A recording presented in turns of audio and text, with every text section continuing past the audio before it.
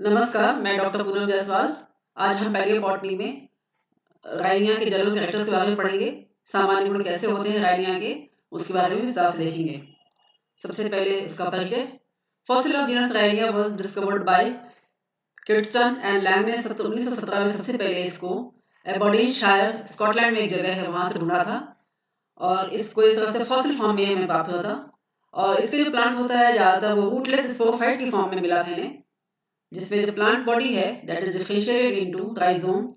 नीचे की तरफ जो राइजोम पाया जाता है एंड ऊपर की तरफ एरियल ब्रांचेस पाए जाते हैं, और जो एरियल ब्रांचेस हैं दैट वर मोर और लेस डाइकोटोमसली ब्रांच्ड होते हैं।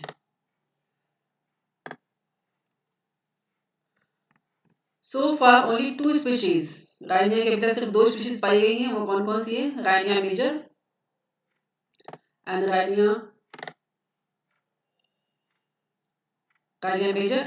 गार्नी वाइनाई। ये 2 स्पीशीज जो हैं ये कंप्लीट प्लांट, मतलब बिना डैमेज हुए कंप्लीट प्लांट की फॉर्म में हार्ड सिलिशियस रॉक्स, जो लोअर डिवोनियन एज के जो रॉक्स थे उनमें इनके फॉसिल फॉर्म में पाए गए।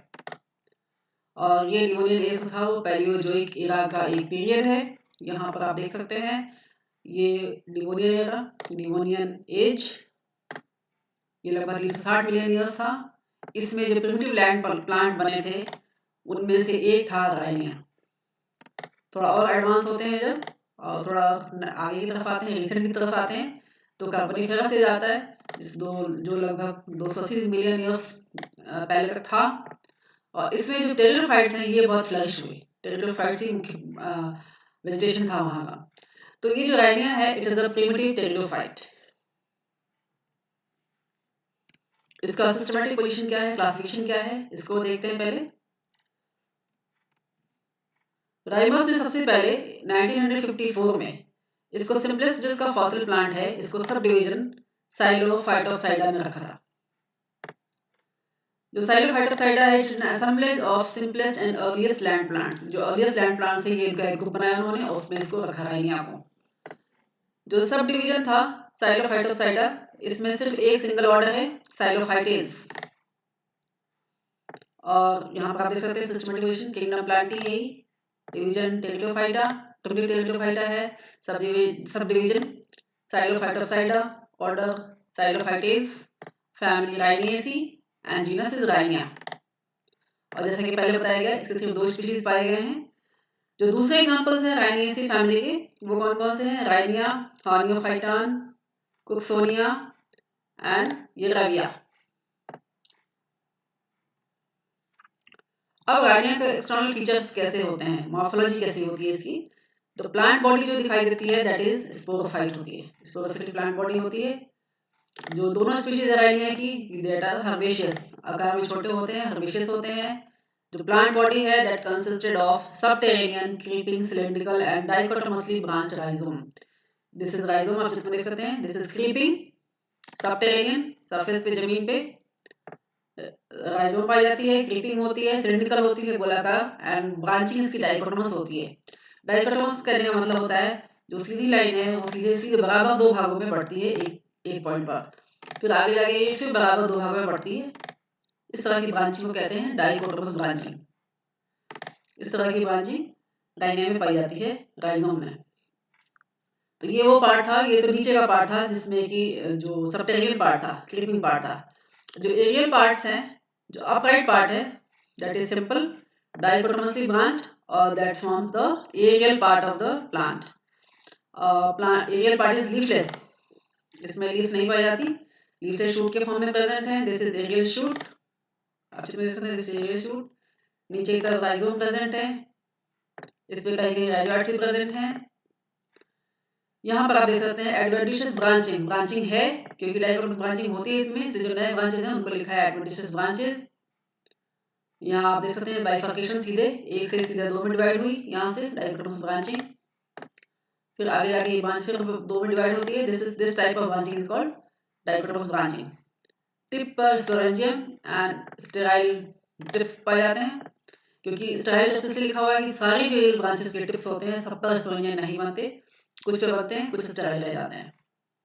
दिस इज सिंगल स्पोरेंजियम, इनके बारे में हम आगे दिखाएंगे आपको। जो एरियल शूट होता है राइनिया मेजर का, that is about 50 centimetre in height, 50 centimetre लंबा होता है, लगभग आधा मीटर के बराबर। एंड डायमीटर का 1.5 to 6 नैनोमीटर इन डायमीटर, ये इसकी डायमीटर हो सकता है स्टेम की। जबकि दूसरा स्पीशीज है Rhynia gwynne vaughanii, it is comparatively small, थोड़ा छोटा होता है, इसका जो साइज है वो सिर्फ 20 सेंटीमीटर लंबा होता है हाइट में, और इसका डायमीटर 1 to 3 मिलीमीटर होता है। रूट्स आर एब्सेंट, रूट्स पर एब्सेंट नहीं होता है, लेकिन जो राइजोम के नीचे पार्ट से आपने देखा था, यहाँ पर राइजोइड्स निकलते हुए दिखाई देते हैं on the under side of the rhizome. यहाँ आप देख सकते हैं दो अलग अलग स्पीशीज दिखाई गई है। दिस इज राइनिया मेजर, जो आकार में बड़ी होती है, लगभग 50 सेंटीमीटर की होती है, and this is second species Rhynia vaughanii, लगभग 20 सेंटीमीटर लंबी। अब जो आपने ऊपर देख लिया, उसके बारे में आप देखते हैं विस्तार से जो दोनों पार्ट्स हैं उनमें क्या होता है। जो राइजोम होता है, the rhizome and aerial shoot of Rhynia vaughanii had much adventitious branches, उसकी ब्रांचिंग ज़्यादा होती है, और ये होती क्यों है? Probably developed by the proliferation of the cortical cells, जो स्टेम के कॉर्टिकल सेल्स होते हैं उनका प्रोलिफरेशन मतलब होता है वो डिवाइड होते हैं बहुत तेजी से और नए ब्रांचेस बनाते हैं। These branches have no vascular connection with the main axis, जो मेन स्टेम की जो वैस्कुलर कनेक्शन बंडल है, वैस्कुलर स्ट्रैंड्स है, उससे इसका कोई कनेक्शन नहीं होता। और ये जो प्रोलिफरेशन है, नए ब्रांचेस हैं, एडवेंटिशियस ब्रांचेस है, they help in the vegetative propagation, vegetative propagation में हेल्प करते हैं, वो टूटने के बाद अलग नया प्लांट बना लेते हैं। The aerial branches ends in tapering vegetative apices, apex को प्लूरल लिखा था apices, एंड जो एरियल ब्रांचेस हैं उनके सारे टिप्स जो हैं वो फर्टाइल नहीं होते, किसी किसी टिप पर पियर शेप टर्मिनल स्पोरेंजिया बनती है, वो आपको आगे चित्र में दिखाई दी अभी आपको, और कुछ स्टेराइल ही रह जाते हैं। अब इसका इंटरनल स्ट्रक्चर कैसा होता है? मुख्य रूप से स्टेम का अध्ययन किया गया, जो उसका एरियल शूट का स्टेम पार्ट है उसका अध्ययन किया गया कि इंटरनल स्ट्रक्चर कैसा होता है। राइजोम का स्ट्रक्चर भी स्टेम से काफी मिलता जुलता ही होता है। तो एपिडर्मिस जो है that is single layered epidermis होती है, and covered by a thick layer of cuticle present होती है, एंड बीच बीच में स्टोमेटा पाए जाते हैं, इंटरप्टेड बाय स्टोमेटा। यहाँ पर आप देख सकते हैं this is stomata, and upper की तरफ एक सिंगल लेयर क्यूटिकल पर प्रेजेंट है, उसके नीचे cellular epidermis single layer, this is epidermis. उसके नीचे कॉर्टेक्स प्रेजेंट होता है, कॉर्टेक्स इट इज ब्रॉड, काफी बहुत चौड़ा होता है। इसके दो भाग होते हैं, आउटर रीजन 1 से 4 लेयर होता है, 1 से 4 लेयर सेल्स का बना होता है, उसके सेल्स बहुत ही कॉम्पैक्टली अरेंज होते हैं, सेल का स्ट्रक्चर पॉलीगोनल होता है, और सेल का जो किस तरह के सेल्स होते हैं, पैरेन्काइमेटल सेल्स का बना होता है। यहाँ आप देखिए दिस इज आउटर कॉर्टेक्स। इस चित्र में सिंगल लेयर दिखाई गई है क्योंकि लिखा है 1 से 4 लेयर हो सकती है, इस चित्र में सिंगल लेयर है। These are outer cortical cells. उसके बाद जो अंदर की सेल्स होती है, inner cells, inner cortical cells, cortex की जो अंदर की सेल्स होती हैं, दीज आर स्फेरिकल, गोलाकार होती हैं, पैरेन्काइमेटस होती हैं, and with intercellular spaces, intercellular space present होता है, इसलिए यहाँ पर ये सेल चित्र में बिखरे हुए दिखाई देते हैं, दीज आर बीच बीच में इंटरसेलुलर स्पेसेस प्रेजेंट होती है। एंड अंदर की जो सेल्स हैं, दीज आर स्फेरिकल गोल गोल जो सेल्स हैं, these are inner cortical cells. Centre में वेस्कुलर स्ट्रैंड प्रेजेंट है जिसमें जाइलम एंड फ्लोएम प्रेजेंट होगा।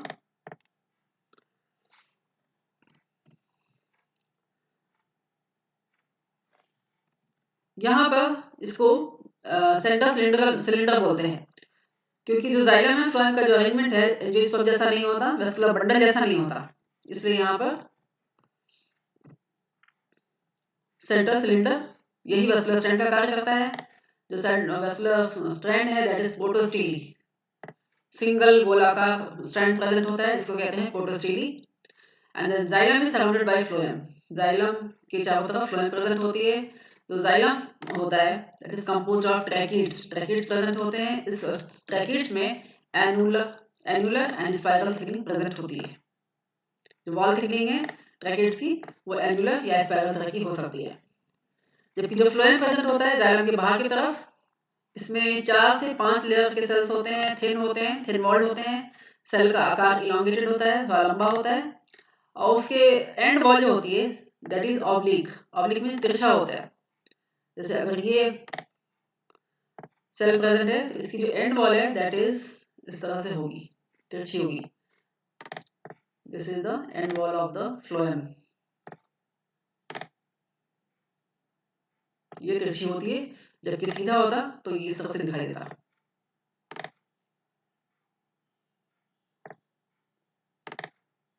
तो ये तिरछी फ्लोएम सेल की जो एंड सेल होती है, एंड प्लेट्स होती हैं, एंड वॉल होती हैं, दैट इज ऑब्लिक।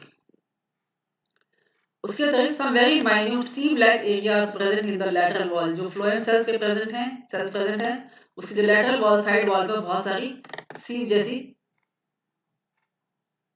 संरचना प्रेजेंट होती है, चालनी जैसी, और यही साइड वाइज कंडक्शन करती है भोजन का और फूड मटेरियल का। इस तरह से these are seam like areas. ये अब इसमें रिप्रोडक्शन कैसे होता है, राइनिया में रिप्रोडक्शन किस तरह से होता है।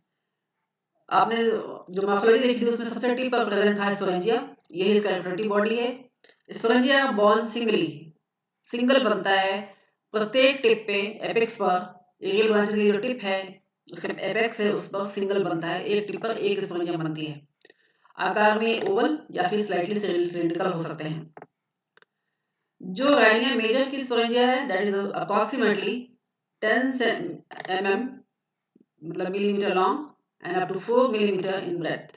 लंबाई इसकी 10 मिलीमीटर होगी, चौड़ाई 4 मिलीमीटर होगी। जबकि राइनिया गुआनवानाई का जो स्पोरेंजियम है दैट इज कंपैरेटिवली छोटा होता है। Each sporangium surrounded by multi cell layered jacket. एक स्पोरेंजियम की चारों तरफ मल्टी सेल्ड जैकेट प्रेजेंट होती है। दिस जैकेट ये एक बाहर से मॉर्फोलॉजी है स्पोरेंजियम की, and this is LS. Longer section जब काटते हैं तो इसमें आपको बॉल लेयर दिखाई देगी। सबसे ऊपर यहाँ देख सकते हैं जैकेट लेयर प्रेजेंट है। जैकेट लेयर भी 2 लेयर्स में डिवाइडेड होता है। जो आउटर वॉल होती है बाहर की that is composed of heavily cutinized thick walled cells. Outer wall है जैकेट की बहुत ही क्यूटिकलाइज्ड होती है, बहुत ही हार्ड होती है, और सेल उसके थिक वॉल्ड होती है। जबकि जो उसका इनर वॉल होता है, इनर लेयर्स के जो सेल्स होते हैं दैट आर छोटे होते हैं, स्मॉल होते हैं, राउंडेड होते हैं, थिन वॉल्ड सेल्स होते हैं। और जो सबसे अंदर की जो लेयर होती है इनर मोस्ट जैकेट लेयर की that is nutritive and act like tapetum. Tapeta is a nutritive layer जो कि अंदर जो बनने वाले स्पोर्स के लिए न्यूट्रिशन प्रोवाइड करने का कार्य करती है। There were numerous spokes tetrads in the sporangial cavity. Centre में स्पोरेंजियल कैविटी होगा जैकेट के अंदर। उस कैविटी में बहुत सारे स्पोर्स टेट्राड्स के फॉर्म में प्रेजेंट होते हैं। All spores are homosporous. जो स्पोर्स होते हैं वो एक ही तरह के होते हैं। माइक्रो एंड मेगा में कोई डिफरेंशिएट नहीं हो सकता, सारे सेल्स एक जैसे दिखाई देते हैं स्पोर्स।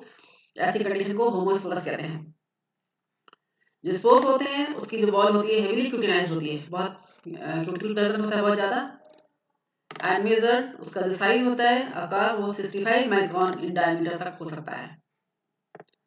जो स्पोर्स होते हैं उसके जो सरफेस पे टिपिकल ट्राइरेडिएट मार्किंग दिखाई देती है, और ये ट्राइरेडिएट मार्किंग वही मार्किंग है जहां से स्पोर्स फटते हैं, बर्स्ट होते हैं। जो टेट्राहेड्रल अरेंजमेंट है स्पोर्स का ये साबित करता है कि जो डिवीजन हुआ है, जो स्पोरेंजियम स्पोरोजिनस टिश्यू के बाद जो डिफरेंशिएशन हुआ है, डिवीजन हुआ है, that is after reduction division. जो स्पोर्स बने हैं वो रिडक्शन डिवीजन के बाद बने हैं।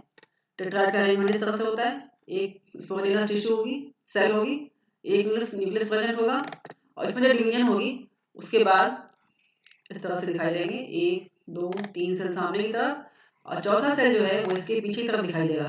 तो इस तरह के अरेंजमेंट को बोलते हैं स्पोर टेट्राड्स। और इसके सरफेस पे बनने के बाद आप यहाँ पर देख सकते हैं this is triradiate mark. In figure C you can see this tetrad, 3 cell बाहर की तरफ दिखाई दे रहे हैं, और एक सिंगल स्पोर्स के अंदर इस सिंगल स्पोर टेट्राड, चार सेल का जो ग्रुप था दैट इज टेट्राड, उसमें से अलग होने के बाद एक स्पोर तरह से दिखाई देता है, और यहाँ पर एक ट्राइरेडिएट मार्क दिखाई देगी जहां से ये बर्स्ट होगा। ये आपने कई जगह चित्र में देखा होगा, इस तरह का बना होता है ये, इस तरह से दिस इज मार्किंग जहां से ये फटते हैं। धन्यवाद। आशा करता हूँ ये टॉपिक आपको समझ में आ गया होगा। आगे हम इस सीरीज में लेपिडोडेंड्रॉन के जनरल कैरेक्टर्स के बारे में पढ़ेंगे। धन्यवाद।